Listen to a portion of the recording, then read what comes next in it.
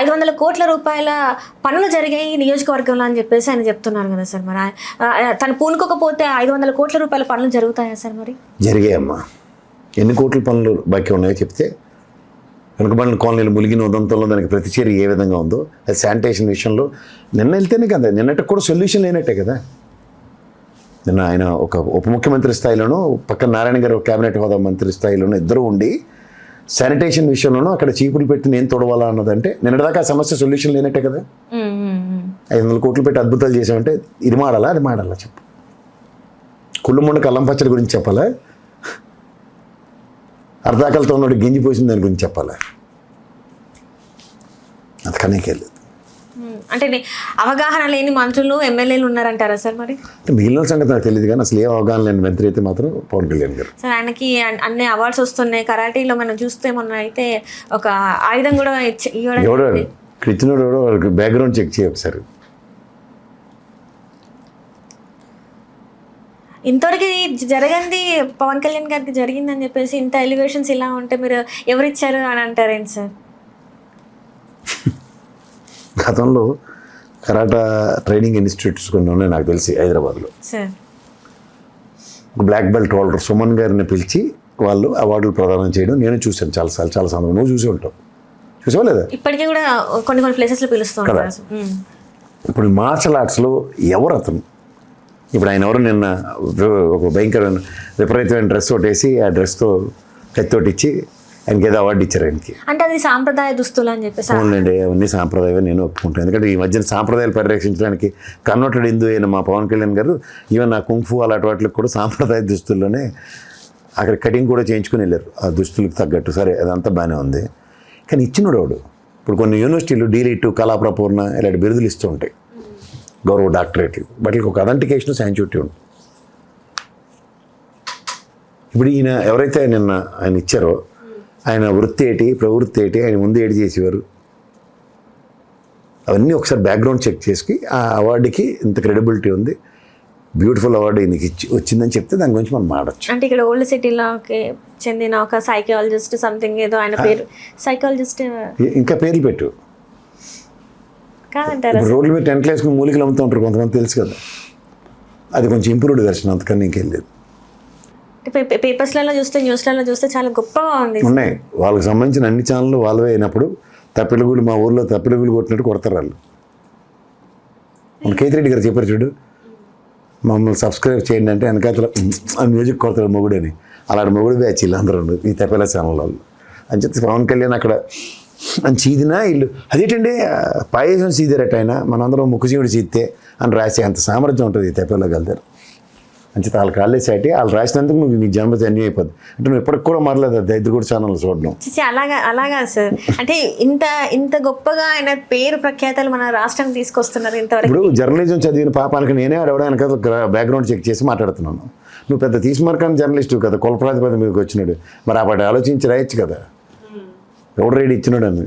ఇక్కడ ఏదైతే ఓల్డ్ సిటీలో చాలా మందికి తెలిసిపోయింది ఎవరు ఏంటి అనేది. ఆ తెలిసినాక అయినా దాన్ని కొంచెం క్లోజ్ చేస్తే బాగుండేదేమో అని చెప్పేసి అందరూ అంటున్నారు సార్. ఇట్లాంటిది ఎందుకు చేస్తున్నారు అని చెప్పేసి కూడా. ఇప్పుడు బ్రహ్మానందం గారి సినిమాలు రెండు ఉంటాయి. ఒకటి వాడు పద్మశ్రీ అంటే నేనే పెట్టుకున్నాను ఉంటుంది, ఇంకోటి ఆస్కర్ అవార్డు నాకు రావట్లేదు కాబట్టి భాస్కర్ అవార్డు నేనే ఇచ్చుకున్నాను అని అంటారు. ఎన్నింటిలో మన పవన్ కళ్యాణ్ బ్యాచ్ అయ్యేది నువ్వే చెప్పు, అంతకనే ఇంకెట్లేదు. అండ్ అట్లనే ఇంకొకటి ఏంటంటే రాజకీయాల్లోకి నేను డబ్బులు సంపాదించడానికి రాలేదు, నేను ఒక పెద్ద హీరోని కాకపోవచ్చు, కానీ నా సినిమాలు ఆడితే నాకు అక్కడే మంచి సంపాదన వస్తుంది, నేను వ్యవస్థలో సమాజానికి మంచిని అందించడానికి నా వంతు కృషిని పనిని ఇవ్వడానికి వచ్చాను నేను రాజకీయాల్లోకి. ఎందుకంటే గత ప్రభుత్వాలు ఏవి కూడా ప్రజలకి మంచి చేయలేదు కాబట్టి నేను పార్టీ పెట్టి ఇప్పుడు 14 సంవత్సరాలు అవుతుంది. సో నిన్న అలాగే ఎవరైనా నిలిచిన వాళ్ళు ఉన్నారా ఒక్కరిని చూపెట్టాను అని చెప్పేసి తను క్వశ్చన్ చేస్తున్నారు. అలా కాదు కానీ ఇంకో మాట చెప్పన్నారు, రోడ్డు నీళ్ళ జర్నలిస్ట్ అలాంటి వాళ్ళు ఉంటే అదే అంటే అలా కాదు కానీ ఇంకో మాట చెప్పండి సార్ అనాలి అని. అప్పుడు ఏంటి చెప్పాలంటే, సార్ వాళ్ళ సంగతి నాకు తెలియదు కానీ మీరు ఏంటి చేస్తారో చెప్పండి, కౌలు రైతులకి మీరు అప్పుడు 5 కోట్లు మీ డబ్బులు ఇలా ఆయన మాట్లాడుతున్నప్పుడు వెనకాతల అలా ఏం రత్నం వాడు ఉంటాడు మార్కెట్లో ప్రొడ్యూసర్గా, ఆయన ఒకసారి చూపిస్తే బోర్ నేడుస్తూ ఉంటాడు. ఆ ఫోటో చూపించి నేను తలుచుకుంటే డబ్బులు సంపాదిస్తానంటే ఫస్ట్ ఏం రత్నాన్ని ఇలా ఫోకస్ చేస్తే బోర్ అని తప్పెడుగులు కొట్టుకుంటే ఏడుస్తూ ఉంటాడు, గుండెలు బాదుకుంటాడు. ఇంతకన్నా ఉన్నాయి, ముందుకన్నా కళాఖండాలు చాలా ఉంటాయి. అలాంటి ప్రొడ్యూసర్లు ఉన్నంతకాలం వీళ్ళకి జరుగుబాట్లు అలాగే ఉంటాయి. అండ్ అట్లనే చూసుకున్నట్టయితే నాకు ఇంకా చంద్రబాబు నాయుడు గారికి మంచి అనుభవం ఉంది, అనుభవం రెండు. అంటే మీకు అనుభవం లేదు సార్, మీకు అనుభవం కూడా రాదు. నేను డైరెక్ట్గా చెప్తున్నాను ఆ విషయం.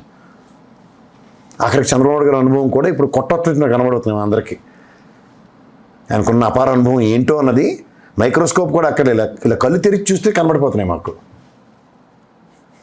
అంచేత ఆ అనుభవం మీకు కూడా వచ్చిందంటే మిమ్మల్ని ఇద్దరి మధ్యలో అలీగాని నిలబెట్టవలసిందే. వాడు ఒక ఎక్స్ప్రెషన్ ఇస్తారు చూడండి, నాలుగు బయటపెట్టి. అది రోజు వాళ్ళిద్దరికీ ప్రతిసారి వాళ్ళు మాట్లాడిన తర్వాత ఆలీకి ఒక సలహాదారుడు పోస్ట్ ఇచ్చి అక్కడ నిలబెడితే వీళ్ళిద్దరికి రియలైజేషన్ వస్తుంది. అంతవరకు రాదు. సో ఆ రోజు ఆయన మాట్లాడింది అసలు ఏది కరెక్ట్ కాదు. అవన్నీ టైం వేస్ట్. నీకు సీనియర్ ఎన్టీఆర్ గారి విగ్రహం గురించి ఏమంటారు సార్? నారాయణ గారు మాట్లాడింది నేను ఎప్పుడైనా నిజాల్లో ఆయనే మాట్లాడతాడు. నారాయణ మంత్రం తెలిసినవాడు పోయినప్పుడు నారాయణ నారాయణ అంటారు చూడు, ఆయనే మాట్లాడతాడు. ఓ పక్క అమరావతి కావాలంటే 1,00,000 కోట్లు కావాలని చెప్పింది ఆయనే. ఇప్పుడు మనలాంటి ఎవడో మాట్లాడినా కలిపడిపోతారు మన మీద.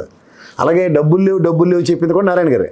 దానికి 1750 కోట్లు విగ్రహాలు పెడతామంటే బాలకృష్ణ గారి సినిమా ఒకటి ఉంటుంది చూడు, మా నాయకుడు మా గుండెలో ఉండాలి రగ్గు, విగ్రహాల్లో కాదు, విగ్రహాలు ఎవడో పెట్టమని అడుగుతాడు ఆయన. ఆ సినిమా డైలాగ్ చూడు.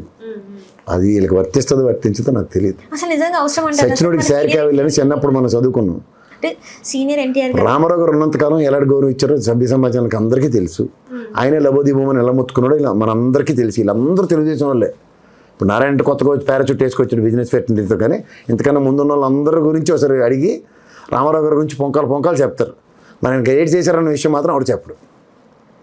అన్నీ అందరికీ తెలుసు. ఇన్ని కోట్లతో నేను విగ్రహం అవసరమా అనేది ఒక క్వశ్చన్. అండ్ ఇంకొకటి ఏంటంటే ఆంధ్రుల ఆత్మగౌరవం సీనియర్ ఎన్టీఆర్ గారు అనుకుంటే మరి పొట్టి శ్రీరాములు గారి పాత్ర ఏంటంటారు? మరి ఆయన విగ్రహాలకి ఎందుకు మంత్రులు వీళ్ళందరూ ఎందుకు?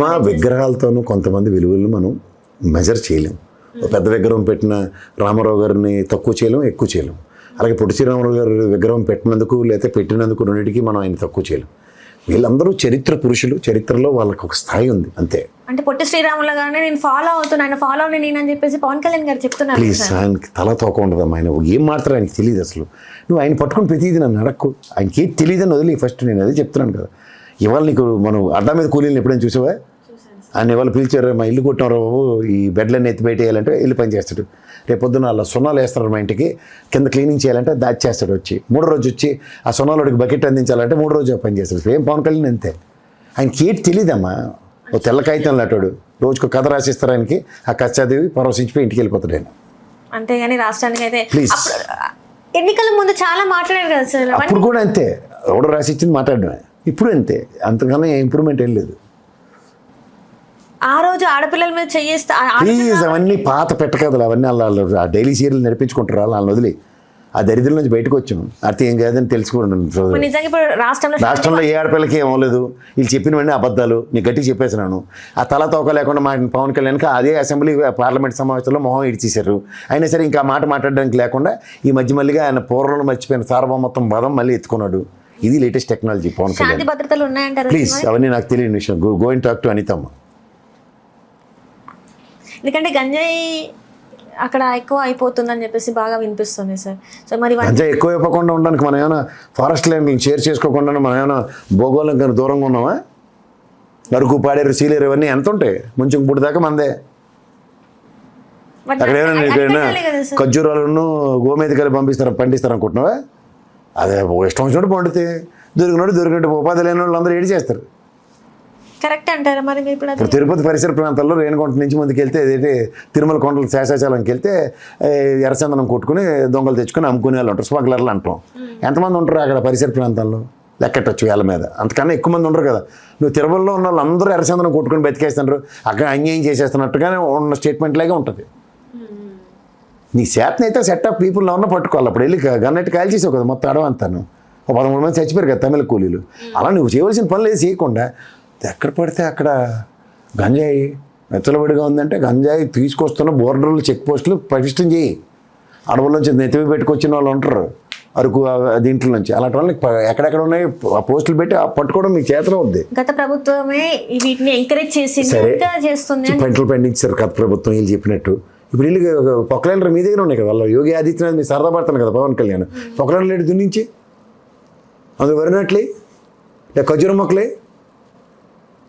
నీకు నచ్చిన మొక్కలే పండించినంటే అప్పుడు మాట్లాడు. ప్రత్యామ్నాయం క్రియేట్ చేయవు. గంజాయి గంజాయి గంజాయి రోజు గంజాయి అంటే ఏడు చేయాలి. రేవంత్ రెడ్డి గారు కూడా మొత్తుకుంటారు రేగల టీం పెట్టి. ఏటవుతుంది 3 బొబ్బులు ఎతికితే 4 బొబ్బులు తాగిపోతున్నాడు ఇంటికి. తాగినోడు పట్టుకున్నాడు అనుకో, మినిస్టర్ కొడుకుని పట్టుకుంటే వాడు ఏమీ అమ్మట్లేదండి, విక్టిమ్ వాడు. రిహాబ్ సెంటర్లో ఎట్టాడు పూజ చేయాలి. చెవులు పటపట 4 పీకిన వాళ్ళు లేక ఒక్కొక్కడికి. ఈ సినిమా యాక్టర్లు దొరుకుతారు పనికి మాలేదవాళ్ళు, వాళ్ళకి ఏదో అలా సిగరెట్ అనుకుని ఇది కాల్చేస్తే అది ఏందట తూచి ఎకమేట్ చేయలేండి మా పిల్లడు. ఇది చిన్నప్పుడు చెట్టు మీద మామిడికాయ కోడి పెట్టి అమ్మ కొట్టి రేపటి నుంచి కోయడండి మామిడి మీ చెట్టు ఎక్కడండి అని చెప్పినట్టుగా ఉంటుంది. ఎంట్లో పెట్టుకున్న లంకుశంలో రామిరెడ్డిని కొట్టుకుని వస్తారు చూడు రాజశేఖర్ లాగా. అక్కడ ఆఫీస్ నుంచి ఇంటి దాకా తన్నుకొని తీసుకెళ్తే నోరు వచ్చారు ఇంకోసారి వాళ్ళ దగ్గర పెట్టి ఉంటాడు ఎవడన్నాను. మినిస్టర్ కొడుకు నాకు రాజకీయాలు ఆపాదించే అవసరంలో మా వాడిని ఇబ్బంది పెట్టారట. అది ఇంట్లో కూర్చొని కాల్చేస్తాను కొంటాడు. సో 2 రాష్ట్రాలలో అనుకున్న స్థాయిలో అయితే రాజకీయ పరిణామాలు కరెక్ట్గా లేవు. ఉన్నాయి. ఎవరికి కావాల్సిన పరిణామాలు వాళ్ళు చూసుకుని పని చూసుకుని పోతున్నారు. దాన్ని టైం పాస్ అంటారు.